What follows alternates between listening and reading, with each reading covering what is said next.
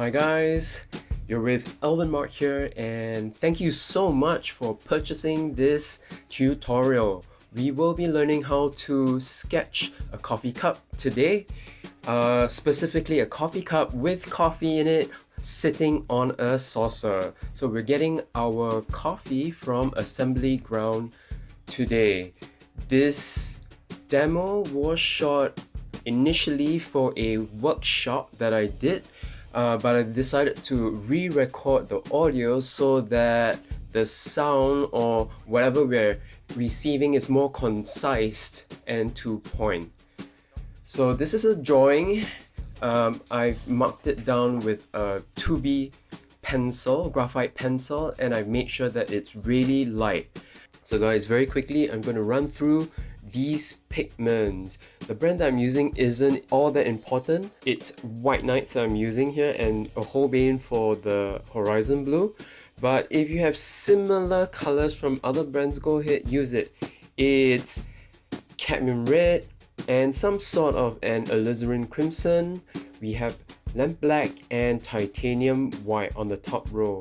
Over the middle row, I'm using yellow ochre, cadmium orange, horizon blue, and ultramarine. And the bottom row, I have burnt sienna, lemon yellow, sepia, and an emerald green. So there you have it, folks.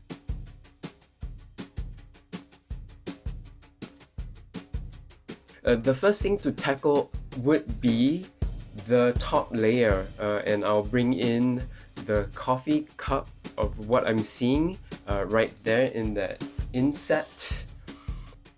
Yeah, I'm getting ahead of myself right now. I'm applying the top of this part, the surface of the coffee, in this dotty light manner for texture, and basically what I'm doing is creating that texture of the bubbles that will be formed or that is forming on the coffee right now. The reason why I'm attacking or why I'm watercoloring the top layer first is because I know that some latte art do sink, and I'm taking care of this top portion first before the bottom portion, because the bottom portion will almost not move at all. The bottom portion meaning the cup and the saucer and the biscuit and the spoon. Yeah. I will break the top layer into 3 separate colors, so to speak. Oh yeah, by the way, the little biscuit there is also the same color, so I might want to touch that first. Similar local color. So for the top layer, I'll break it down into 3 different values. The value that you see right now, which is the mid-tone, and a darker value, so I'm going to add some sepia to it, a little bit of red, oops, a bit too much there. I'm going to take that out a bit, mix it down with the sepia. So now we see a darker layer to it. And then we also have the paper white, which is the milk or the latte art that we see on the coffee layer in the picture. Again, I'm applying this dotty texture feel.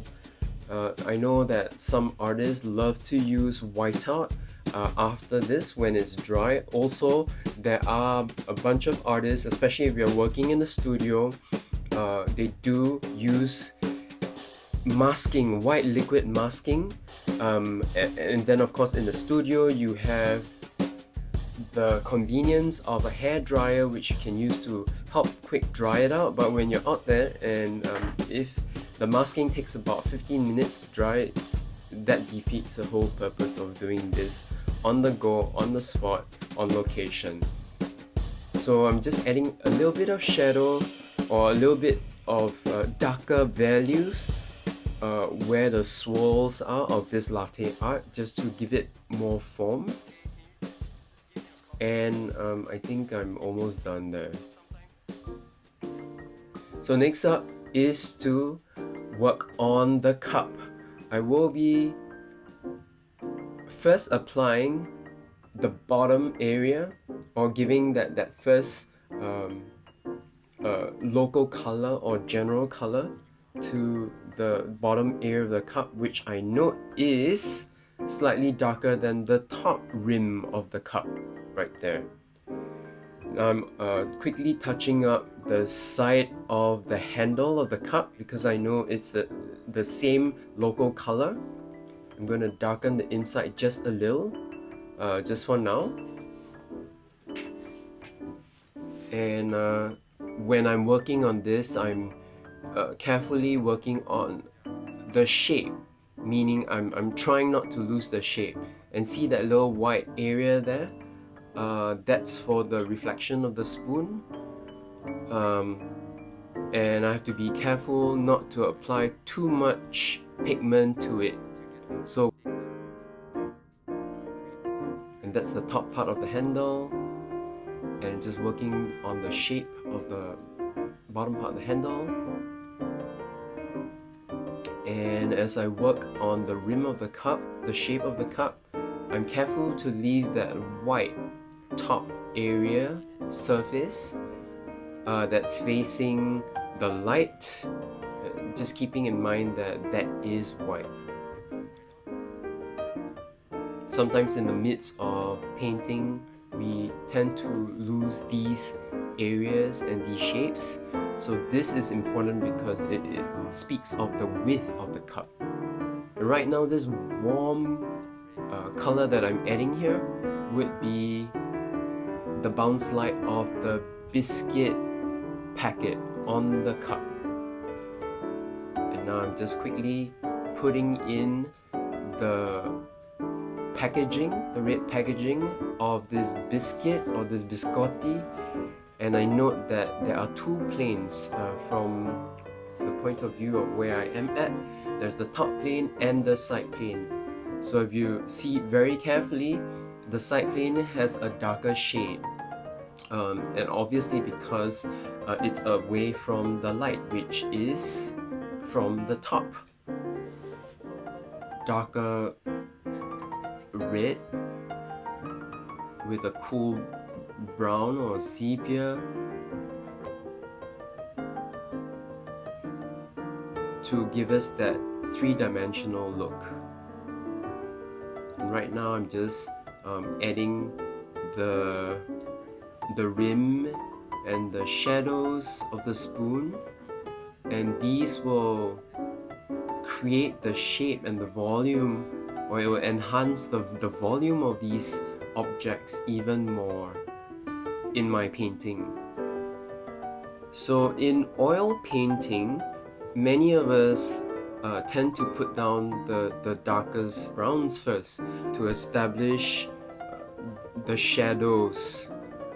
But because, again, for this piece, because of the settling or the sinking latte, I've decided to work on the latte or the surface of the coffee first before anything else. Working on the spoon and very quickly adding a base color or local color to the saucer of this piece. So there are a lot of variations, but I'm just going to stick with a base color first before I work on the variations, because that really helps. By applying a general coat of color, if it's a complex, very complex area with a lot of variations, by putting down that base color first, it helps unify the entire object. And then later, when it's a little bit drier, you can go in and add in a little bit more darks, or you can actually take out some of the darks to make it lighter. So what happens if you don't do this is that the whole image would look patchy blobs that don't adhere, or they don't confine to the same value system. Yeah, it just gets really complex. It becomes very patchy. You see blots of different patches of color instead of seeing this one unifying form or piece. So next up, I've waited long enough for the top part of the biscuit packaging to dry, and now I'm just going in with a little bit more chroma because that's what it is. And when I'm done with that, I'm gonna now push on the base of the cup. I'm gonna reinstate the darkness of the bottom half. And what we're seeing right here, this darkness of the bottom half, that's actually the reflection of the saucer that's bouncing onto the cup. And the top part is obviously the table white that's being reflected. So understanding what we draw or what we paint is very important as we go along with our painting, needless to say.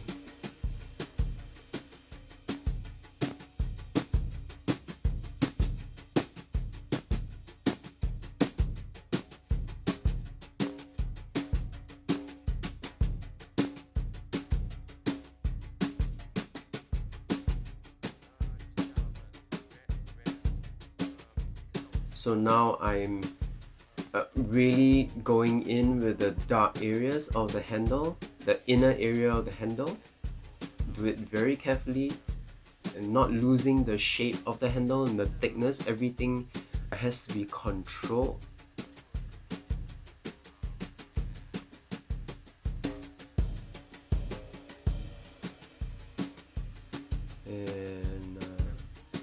Yeah, next up I'll be working on the darkness of the spoon.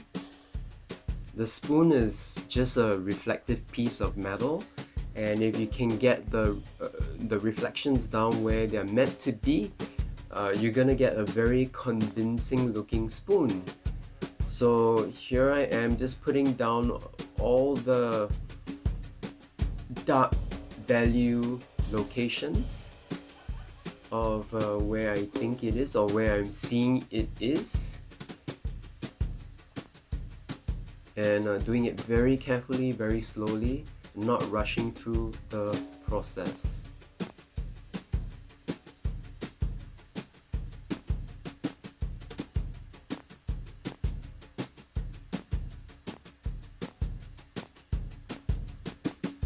So there we have it. This is just the base of the entire drawing, and now I guess it's just time for some special effects to really push the drawing to go in and touch up on the shadows, to if some of the colors are dried up and they're not as dark as I want them to be. With regards to values, I'm going in and I'm gonna push it a lot more, so that the image begins to pop, or whatever needs to pop out would pop out. Yeah. So watch me as I move around the entire image and do little touch-ups here and there.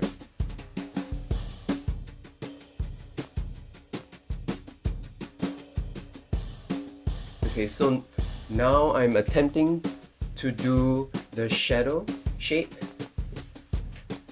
And we note that the shadows are of a value 5, 6, somewhere around there. And also the shadow has a very faint, it fades out, it's blurred, there are no hard lines to it. So that's what I'm trying to do. Also, another thing to bear in mind is I try to add different colors in the shadow. Having variations of colors assists in creating an exciting and energetic painting. Using the same color and sticking that same color, it's really easy to do so, but sticking with the same color and having it drag over a large area can make the eyes get very sleepy over time.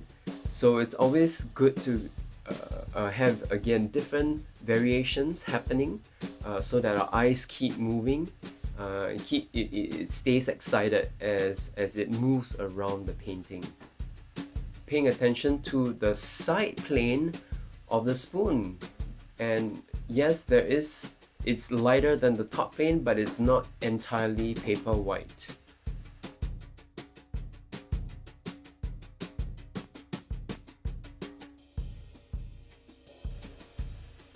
So not forgetting the shadow of the spoon there, and keeping it soft. So there's adding a lot of water instead of pigment for that area. So again, working on the shape, just pushing bits and pieces here and there. This is the fine-tuning stage of the drawing. Parts of my initial drawing have dried up already, like the top plane or where the coffee plane is, which means I can go in and touch it up with more bubbles and shadows, etc. Texture, basically. And this would be the special effects part of the painting.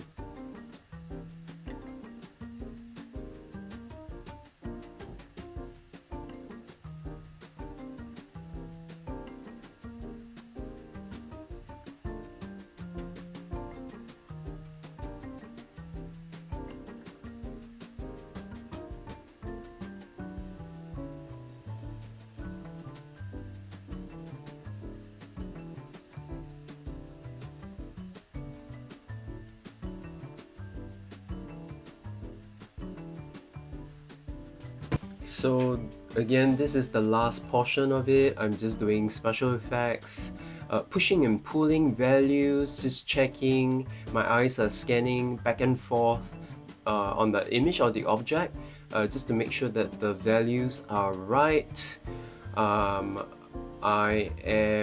It's always good to be able to pull yourself away, your eyes as far away as you can, so that you see the image in its entirety. Sometimes while working on, let's say, the biscuit, right, and you're just so zoomed into the top plane of the biscuit packaging that you are not putting it into context with the entire cup and saucer and coffee and spoon, right? That it may get a little too dark. So by pulling ourselves back away from the work, we are able to observe everything in its entirety and control the values with respect to what we see in front of us. And this will allow us to make the painting or the drawing more believable. So textures here and there. When areas become dry, I'm able to go in and either push on the darks, or if I feel that if an area is too dark, I can go in, wet the area a bit and blot out the pigments from it. Or the same thing also, if an area is too sharp, I may go in, wet the area around it, and then blot out or smoothen out, or to make blur the shadow or the gradient or the tones. Thank you so much for being a part of this. So I will be putting out more videos like these soon here on Gumroad. So if you're interested, do check back every now and then for updates.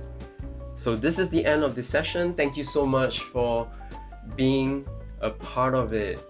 If you're on YouTube, head over to my channel, Alvin Mark, and you will find loads and tons of videos there. Also, if you are on Instagram, do check out my watercolors and inks account on Elf Doodles. That's ALFDOODLES.